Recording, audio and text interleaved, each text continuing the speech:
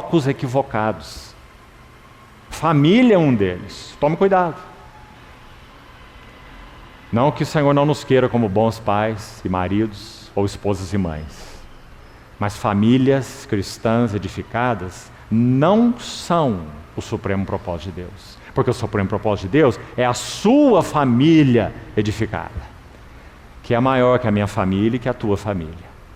Então, amados irmãos, distrações têm a capacidade de nos conduzir à superficialidade. E sabe, amados irmãos, pense com você mesmo diante do Senhor. Superficialidade é a maldição do nosso tempo. Mas é interessante, nós ficamos muito assombrados, podemos dizer até conquistados, por cavernas profundas, rios profundos, vales profundos e pessoas profundas. Mas a maldição do nosso tempo é superficialidade. Mas qual é a causa da superficialidade cristã? Distração. Essa é a causa. Então, mais uma vez, quando vamos às epístolas de Paulo, o que nós vemos? Um homem absolutamente focado. E aí, para completar essa introdução, que eu gostaria que nós voltássemos, mesmo que brevemente, já vamos para a primeira epístola aos Coríntios, nós voltássemos ao texto apenas de Filipenses, que nós acabamos de ler, para alguns comentários e notas rápidas aqui. Por favor, abra de novo Filipenses capítulo 3. Filipenses 3, 12. Duas vezes, não precisamos ler de novo todo o texto, 12 a 14. Observe que no verso 12, na metade do versículo, e no verso 14, no início do versículo, Paulo usa a palavra prossigo. Localizou aí? Prossigo, duas vezes. É uma palavra, embora comum, interessantíssima na boca de Paulo. Sabe por quê? Dois exemplos, pelo menos. Ele a usa quando ele dá testemunho diante de autoridades no capítulo 22 e no capítulo 26 de Atos, quando ele narra a sua jornada de Jerusalém para Damasco, onde o Senhor se revelou a ele, ele diz então que ele ouviu aquela voz, você conhece muito bem a história, e aquela voz dizia assim a ele, ouça bem, Saulo, Saulo, por que me persegues? Essa é a palavra usada em Filipenses, mas aí traduzida como prossigo, tá bom? Então vamos mudá-la. E o texto seria assim: persigo aquilo para o que fui conquistado. É exatamente a mesma palavra. Então não é apenas uma palavra que fala de avanço, né? Prosseguir, então, no sentido de avançar, é mais. É uma palavra que fala de perseguir. Irmãos, que linda palavrinha, porque ele ouviu isso do seu Senhor. Podemos dizer que foi a primeira frase que Paulo ouviu do seu Senhor. Saulo, Saulo, aquele duplo chamamento, né? Por que me persegues? Então ele deu o seu testemunho, usando essa mesma palavra. Ele vai repetir, por exemplo, em 1 Coríntios 15, 9, quando ele diz assim: eu sou o menor dos apóstolos, que mesmo não sou digno de ser chamado apóstolo, porque eu persegui a igreja de Deus. Então ele ouviu do Senhor: por que me persegues? Quanto a si mesmo ele diz: eu persegui a igreja de Deus. Mas ele tem algo mais para dizer.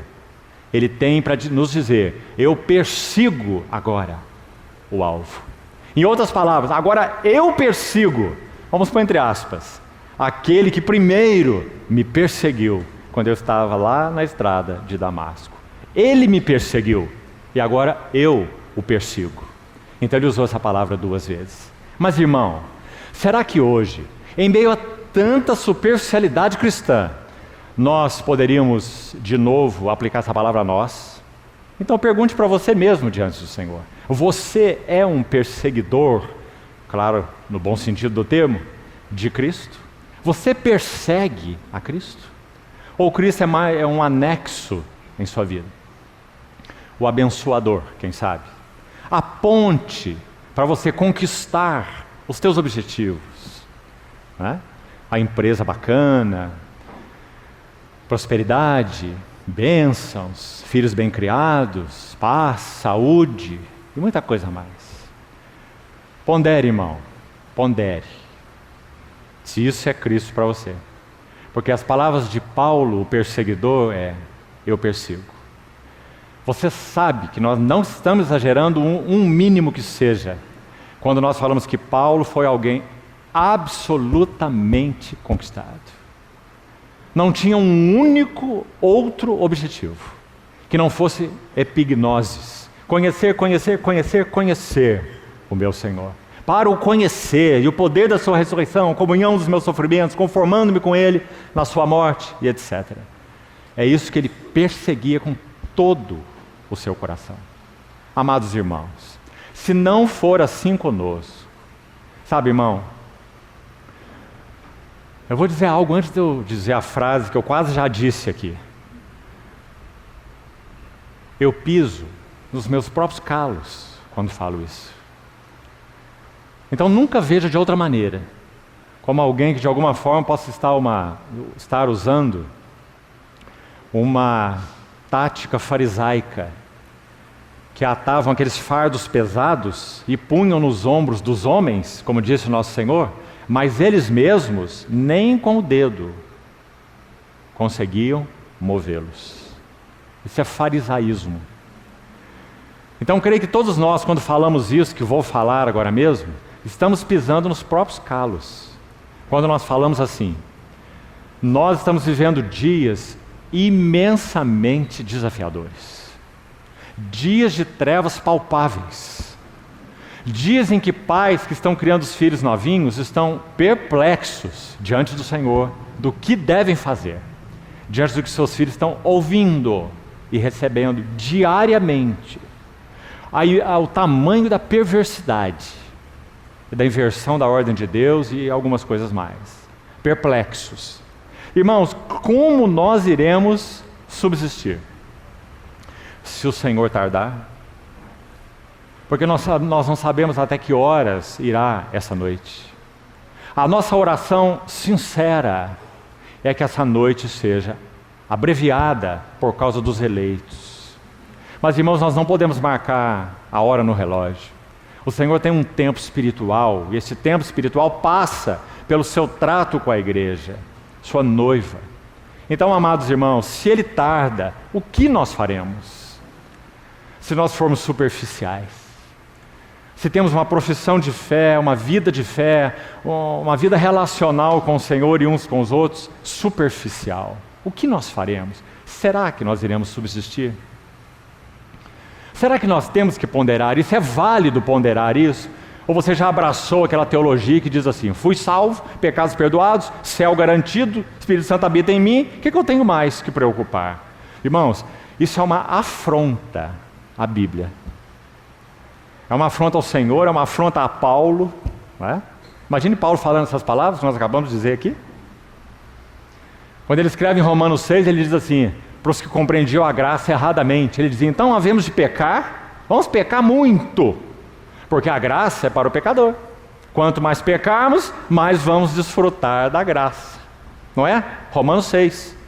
Então Paulo diz, haveremos de pecar, e pecar, e pecar, para que a graça seja mais abundante? Ele diz, de modo nenhum. Como viveremos no pecado, nós que para ele já morremos? Não é maravilhoso?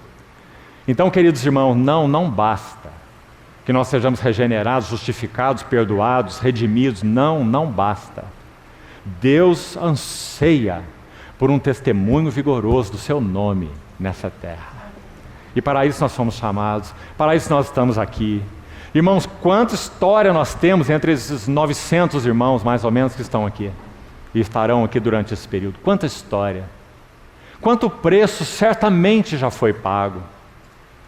Quantos irmãos deixaram posições confortáveis de liderança espiritual, assim chamada, e pagaram o preço para responderem a algo que receberam do Senhor, que os chamava a algo mais. E daí? E a partir daí, para onde vamos? Então, irmãos, que o Senhor possa manter vivo no nosso coração esse mesmo anseio que há no coração dele e que havia no coração de Paulo.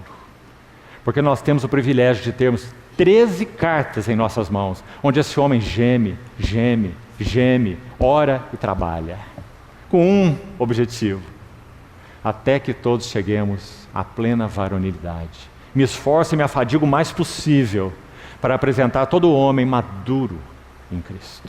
Bendito seja o Senhor. Então, 2 vezes a palavra prossigo, literalmente na língua original, se você fizer a sua pesquisa, ela é muito bonita a palavra. Ela fala de alguém correndo velozmente para uma meta. Então é um atleta, como vamos buscar explorar essa metáfora no último dia, se o Senhor permitir, no sábado, quando nós vamos estudar juntos 2 Timóteo, as últimas palavras de Paulo. Não há como ler aquela epístola aos pés do Senhor, sem também gemermos e chorarmos aos pés do Senhor. Porque ali está um guerreiro de mais ou menos 67, 68 anos de idade, que viveu uma vida de mais ou menos 33 anos, amando e seguindo fielmente seu Senhor.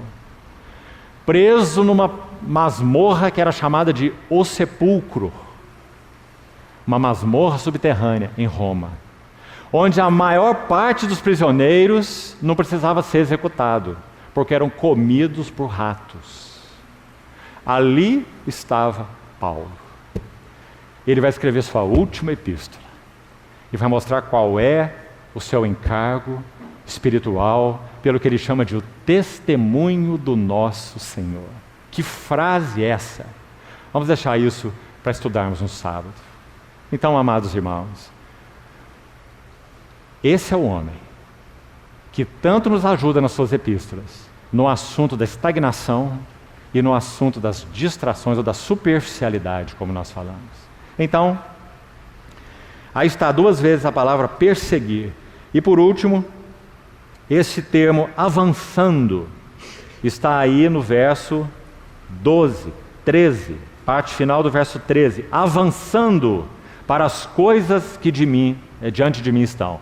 Avançando é uma menção única em todo o Novo Testamento. Não há uma outra referência onde essa palavra aparece. Paulo a escolheu pelo Espírito Santo para colocá-la aqui, só aqui, em todo o Novo Testamento. Ela tem um significado também muito especial. Significa alguém que se esforça em